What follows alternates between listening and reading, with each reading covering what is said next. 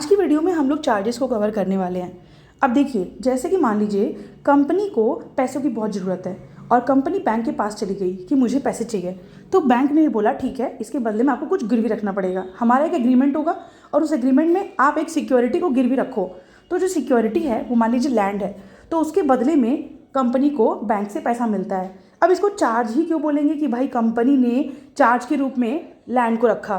क्योंकि बैंक पैसे तो दे रहा है कंपनी को, लेकिन बैंक ने कोई कागज़ नहीं लिया है लैंड का, या फिर कोई लैंड के ऊपर अधिकार नहीं जताया है, या फिर वो लैंड पर जाकर के बैठ नहीं गया है।